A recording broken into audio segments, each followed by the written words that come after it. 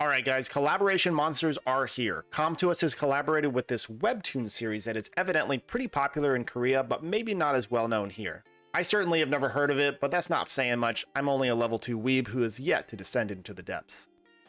I'm gonna be honest, the entire lineup of monsters seems to be rather lackluster with nothing that really stands out, but I do think that Rion, the wind monster, is definitely the best of the three. Hyeon Kim was OP, but was instantly nerfed within hours of its release. Evidently, a lot of players in Korea were very angry about this, and you wonder why all the whales are leaving. Now I'll say it again, summon on these banners at your own discretion. If you are free to play, I would summon on the Wind Monkey King banner, or just do a regular Mystical Scroll summon and get duplicates of your monsters in the Altar Blessing. If you suffer from a serious case of FOMO, then I get it, but us small spenders and free-to-players, we have to be more careful with what we summon on, or we're going to spread out our resources too thin. Having duplicates and fully awakened monsters is one of the best ways to increase your overall power. Okay, enough of that. If you are excited for the collaboration monsters and ready to summon, then let's hop into each one, take a look, and find out why I think the wind monster, Rion, is the best. Our first monster is going to be Hyeon Kim, the main character of the story. He is a fire warrior type that specializes in dealing massive amounts of damage, but at a very high cost. His skill 2 does massive damage and penetrates defense, meaning that the meta-heavy monsters like Fang Yang and Sir Action will get shredded by this unit. Plus, you get attack up if he hits a monster. Skill 2 strips 2 beneficial effects while dishing out massive amounts of damage in the process. When you strip something, then you also get invincibility. His ultimate is one of the things that got nerfed, but is still very strong. It removes all beneficial effects in the area and deals a megaton's worth of nuke damage, doing even more damage for removing those beneficial effects. I would not be surprised if this unit can one-shot an entire team. The passive is strong, constantly applying attack up and crit rate up if he gets his buff stripped or stolen. The crit rate up is kinda meh since you will be building him with high crit rate anyway, just like you would with any heavy damage dealer. Overall, this guy is an absolute nuke, but he doesn't seem to appear very often in PvP. I've been watching the Korea PvP scene for weeks and haven't seen him even once. Yes, he does a ton of damage, but it's at a very high cost and probably a very squishy monster in the process. Next up is Naranha, a water version of Argon that will only be useful in PvE situations and will probably never see any play in PvP. If you want to get the highest score on the Fire World boss, then go for it. Skill 1 blocks beneficial effects and applies Frostbite. Skill 2 is a defense down and damage based off of harmful effects.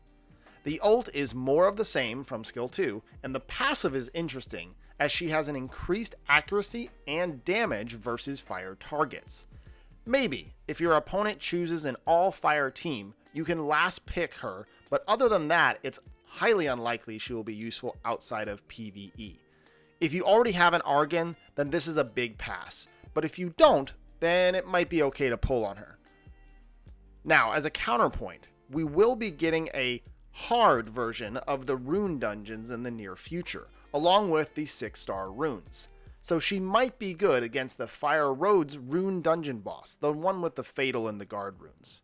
Perhaps in some of the Galago stages, and even some of the hero area content.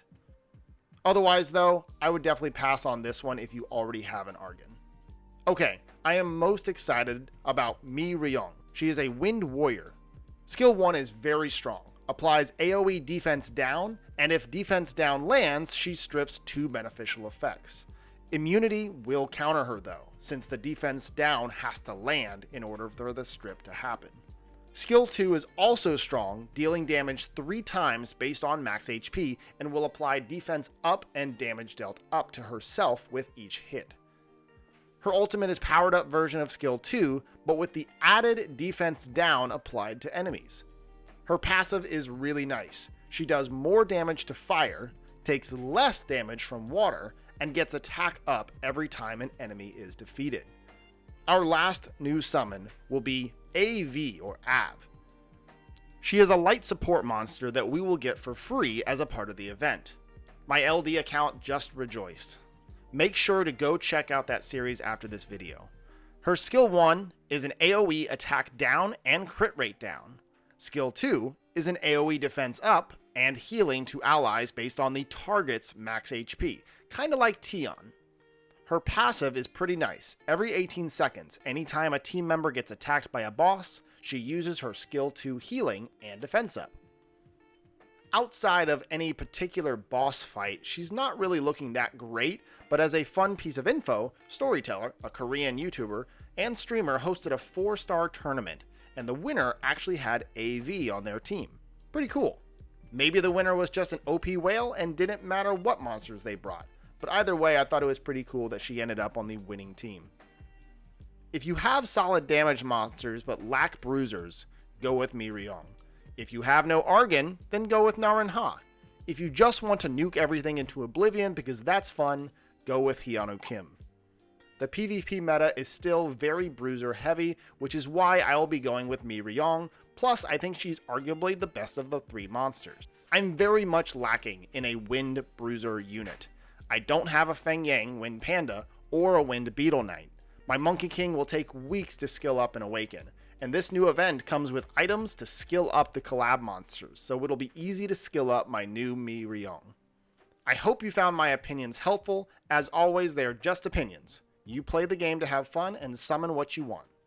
Don't worry how far or good other whales are, just enjoy the journey.